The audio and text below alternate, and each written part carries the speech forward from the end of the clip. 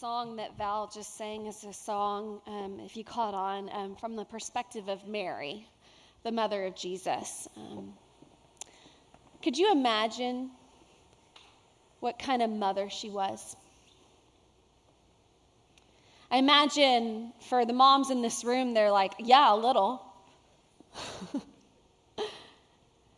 Because children all sort of have the same struggles, right? We have sleepless nights. We have fears. We all need our mom. And as I listen to the words that J.J. Heller wrote from this perspective of Mary, it reminds me that the role of the mom never goes away. And I am so, so grateful for that. You will never stop being a mom. You will never stop needing your mom. Well, good morning. My name is Julie. I am the pastor to this awesome Access community. This weekend, I was in Georgetown, Texas, over at Southwestern University for my brother's college graduation. And I was watching my mom through most of the day Saturday, watching her hold on loosely. Do you know what I mean by that? Hold on loosely?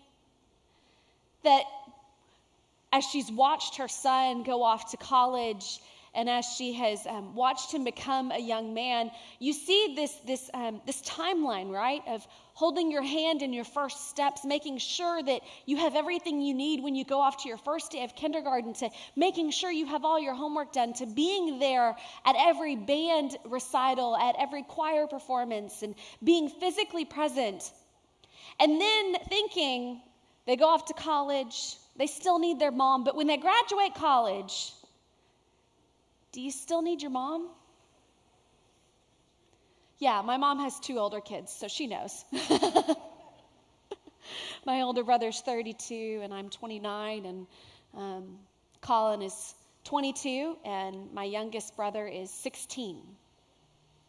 And from 16 to 32, we can say, you never stop needing your mom. Mother's Day can be a day of great celebration and great joy and great emotion. It can also be a day of great pain and great struggle and great grief. Because for some of us today, we are sitting here and we have lost our moms this year. And that is painful. And this day brings up the pain of that loss all over again. For some of us sitting here today, we don't have a great relationship with our mom. The qualities of the mom that we talk about are not ones that we had experienced with our mom, and so that's painful today. And there are women in our church and women in this room who have struggled and maybe are struggling with infertility. That desperate desire to be a mom. And this day is painful. So we have roses up here. Roses that were given by our men of faith. Many of you donated roses in honor of the moms and women in your life and maybe the ones that have passed away. I want these roses this morning to be a symbol, not only of your mom or the mom in your life, but also a symbol of the women who are struggling. The women who will not speak up about this because it is too painful, it is too uncomfortable, it is too real in their lives right now.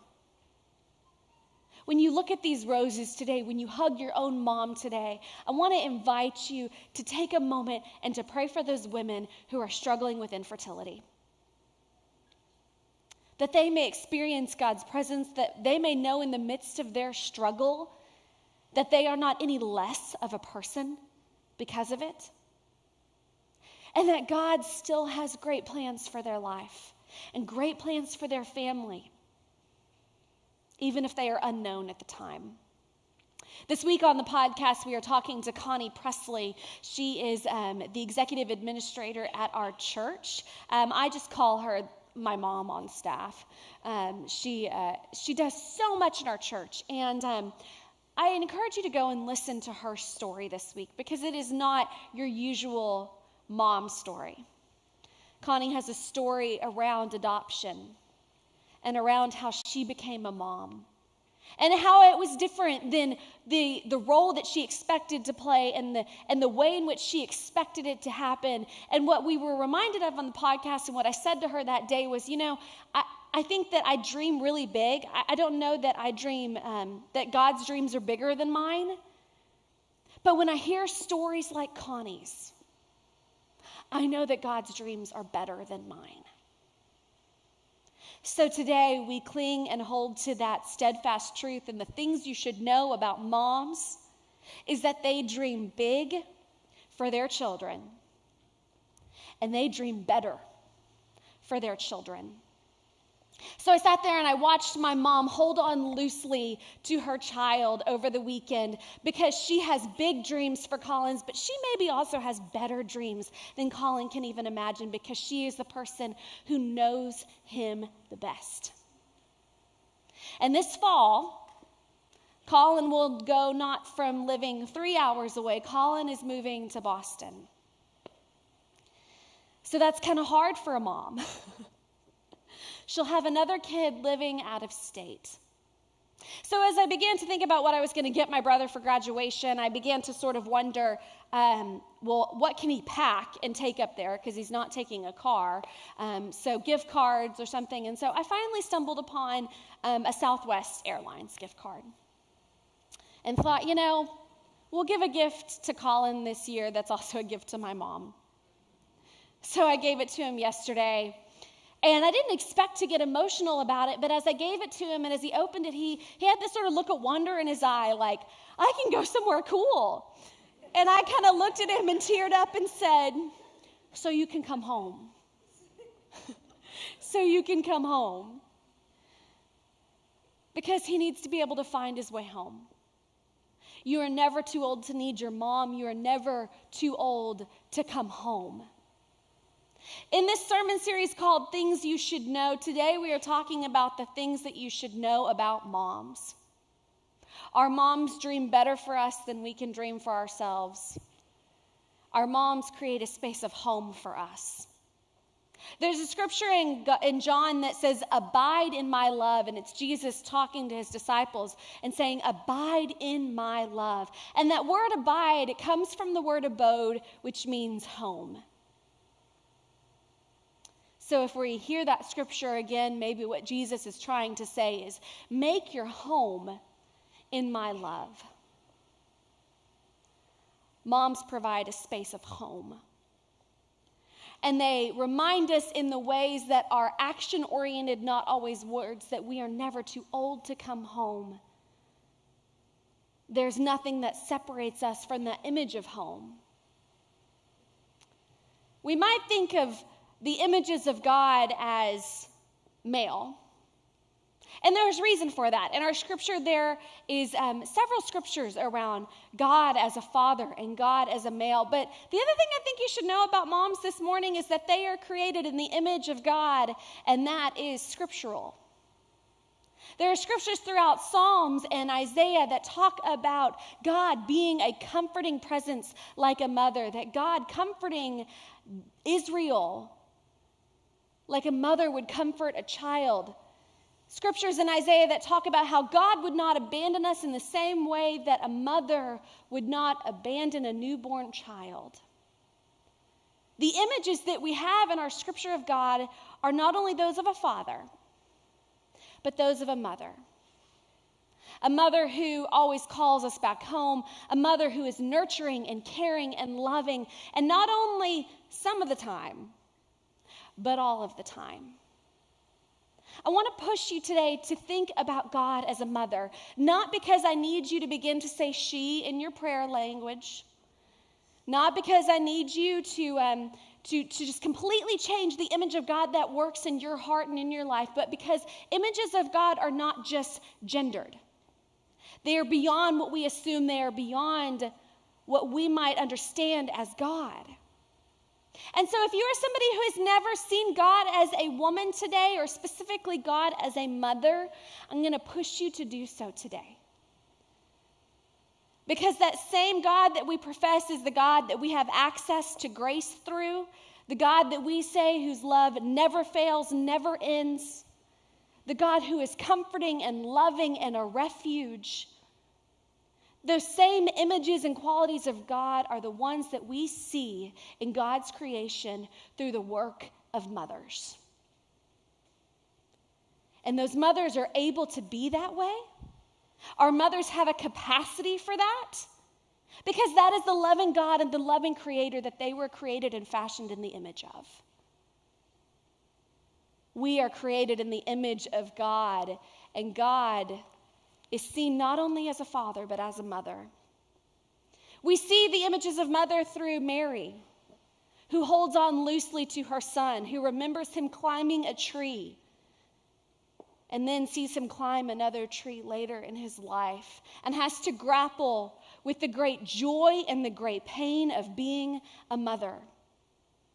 At graduation this weekend, I heard one of the young women who spoke talk about how the time at Southwestern and the time coming to an end was this connection back and forth between loss and kindness, and loss and kindness. I think our mothers experience that on a daily basis. Consistent kindness when we do not deserve it. Extending kindness and generosity and love to our children. But also consistently experiencing loss. That separation that begins to happen that is natural and that is good. But that is also painful because it is nevertheless loss. This morning, I want to read to you a story in Scripture around loss and around kindness. It's not actually a scripture of a mother, it's a scripture about a mother-in-law. It's the story of Ruth. I'm going to read you just a piece of that story this morning. It's coming out of Ruth chapter 1. And we're picking up right when Ruth has just lost her husband. So this tragic event has happened, and what's about to happen and what is about to take place is that Ruth is left with a decision. Does she leave? Does she go back to her family? Does she go and find a new husband and create a life somewhere else, or does she stay? And it's a controversial decision, and it's a difficult decision, and I want you to see why she makes that decision. Starting in verse 8, it says, "But Naomi said to her 2 daughters-in-law, 'Go back, each of you, to your mother's house. May the Lord deal kindly with you, as you have dealt with the dead and with me. The Lord grant that you may find security, each of you, in the house of your husband.' Then she kissed them, and they wept aloud. They said to her, 'No, we will return with you to your people.' But Naomi said, 'Turn back, my daughters. Why will you go with me? Do I still have sons in my womb that may become your husbands? Turn back, my daughters. Go your way, for I am too old to have a husband. Even if I thought there was hope for me, even if I should have a husband tonight and bear sons, would you then wait until they were grown? Would you then refrain from marrying? No, my daughters, it has been far more bitter for me than for you, because the hand of the Lord has turned against me.' Then they wept aloud again. Orpah kissed her mother-in-law, but Ruth clung to her. So she said, 'See, your sister-in-law has gone back to her people and to her gods. Return after your sister-in-law.' But Ruth said, 'Do not press me to leave you, or to turn back from following you. Where you go, I will go. Where you lodge, I will lodge. Your people shall be my people, and your God, my God. Where you die, I will die. There I will be buried. May the Lord do thus and so to me, and more as well, even if death parts me from you.' When Naomi saw she was determined to go with her, she said no more to her." So there's this determination of Ruth. Her mother-in-law, Naomi, has said, "You need to go back." And she makes a lot of really practical reasonings, right? She says, this is what you need to do. You need to find a husband. You need to make a life for yourself. You need to worry about yourself and go. And every time she tells Ruth to go, Ruth's response to not her mother, but her mother-in-law, from now her dead husband, is to weep openly. We don't hear a lot of description about Naomi, about this mother-in-law, but can you see how dear she is to Ruth? Can you see in the way in which Ruth responds to her mother-in-law that there is something about this woman that makes it worth sticking around? One of the things that we need to know about moms is that when they lead by example, often we follow. When moms choose to not just tell us the right things to do, but instead just do the right things, the loving thing, the caring thing, the compassionate thing, what we hope to find and what I hope to find in my own life is that I then become an example of my mom's love, of my mom's example, of my mom's generosity. And so what Naomi does here actually ends up kind of turning around on her. She shows great compassion and comfort, and she shows great loyalty to Ruth. But what she doesn't expect to happen is for Ruth to learn so much from that example that she chooses to do that back towards Naomi. When our mothers set a great example, it's not only one that we should follow, it's one that when we do, we're following Christ more closely. You've probably heard these words before. You've probably seen them on signs or plaques. Where you go, I will go. Your people will be my people. Your God shall be my God. That there's this intense loyalty that Ruth feels to Naomi. That no matter what she chooses to say or how far she pushes her away or how much practical logic that Naomi gives her, Ruth says, no matter what, I am staying with you. Can you imagine the risk that's involved for Ruth? To not know if she will find a husband, to not really have a people anymore, to not really know her way forward.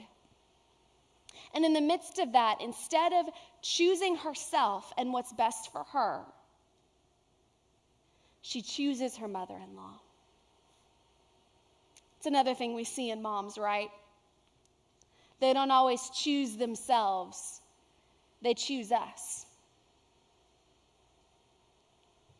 They are made in the image of God.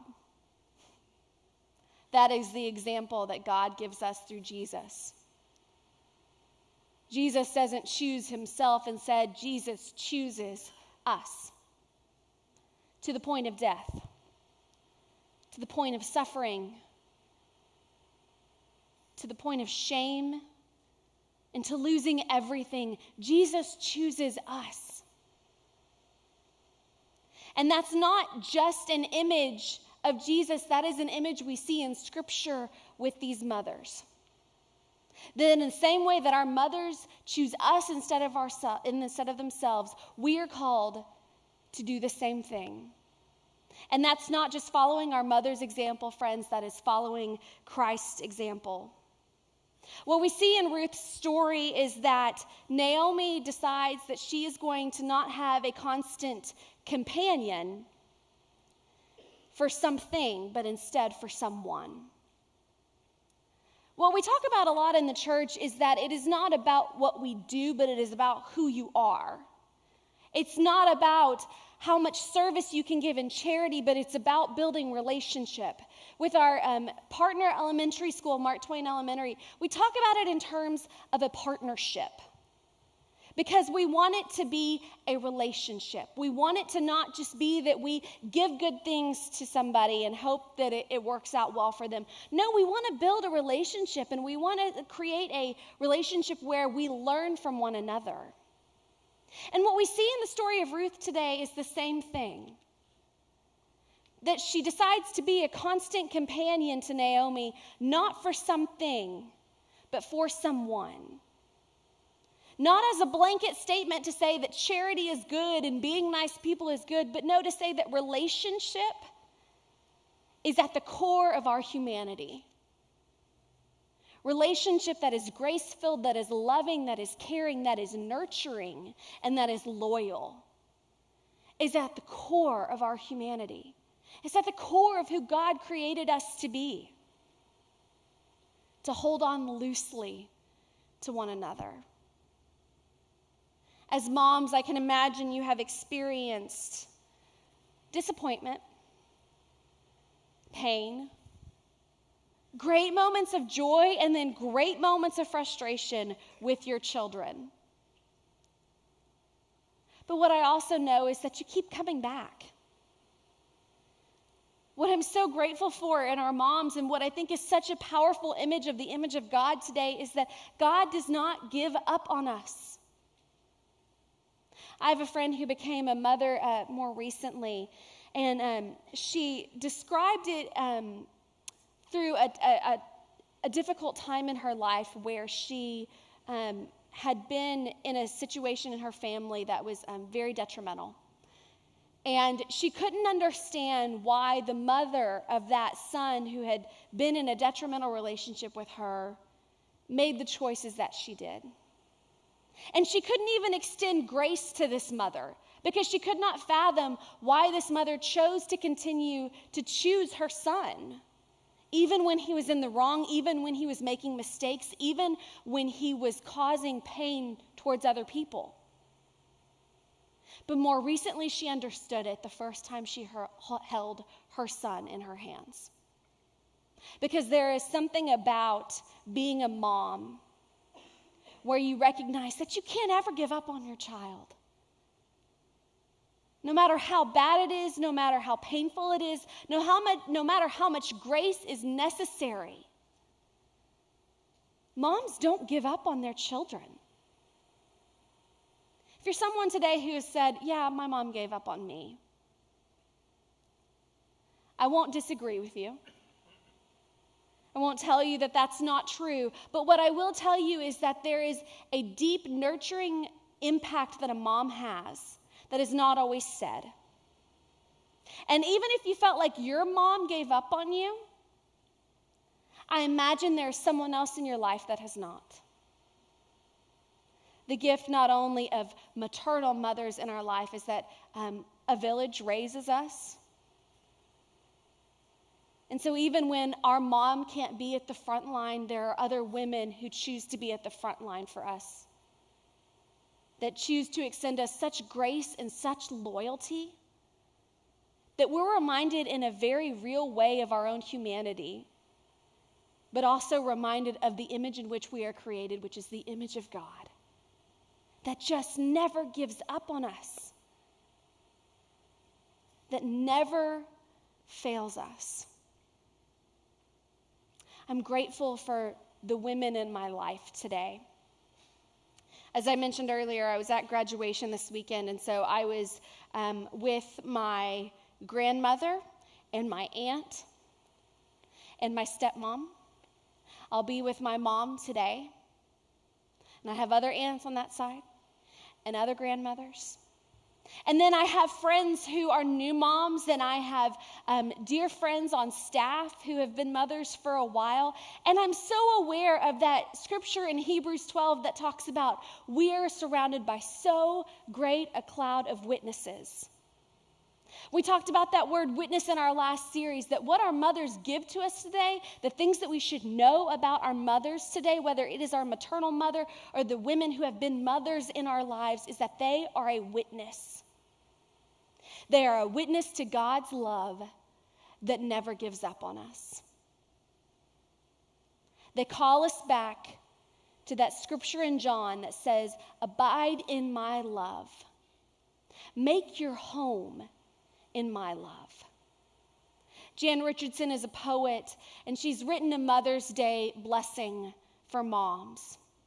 And in this blessing, she talks about mothers as a sanctuary, as a refuge. That even when we think we have gone too far, even when we think that all is lost, even when we are like Naomi and say, no, you've got to go do something else, and begin to push other people away, what we're reminded of is that we are always called back home. God's arms are so widely open that there is nothing we can do to escape that grace and to escape that kind of love.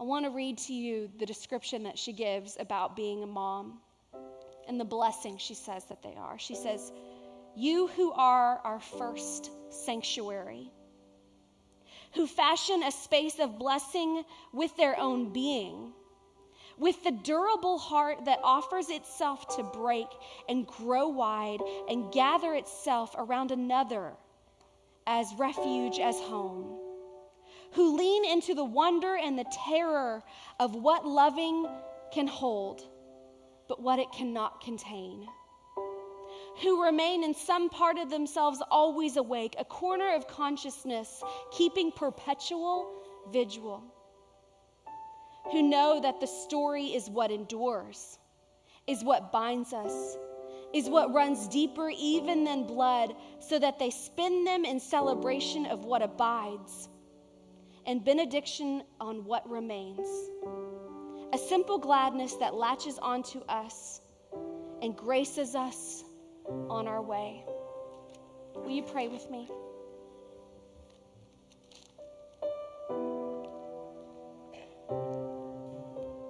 God, today we thank you for the women who keep perpetual vigil, who are like a lighthouse in our life, that even when we feel like we are being tossed by the waves and the storms, we can look and we know the way home, who are the umbrella that keep us safe from the rain, for the women who make our bad days bearable and our good days beautiful. God, we have so much to learn from them. They have so much to give to us, and we have so much to receive. So God, today, as we embrace these women in our lives, may we do so with hands open and eyes open and ears open. Not only with the heart of gratitude, but a heart of learning. That as they continue to learn to give grace and to have patience and kindness in the midst of loss, that we will see their loyalty, that we will see their love, and that we will see their grace and choose to live that way in our own lives. Choose to give that sort of relationship to someone else around us. God, we are ever grateful today that we are fashioned in your image, and that the role of the mother is one that you created, and one that we can see you through as well. Help us to be reminded today that your love, your unending love, never fails. Amen.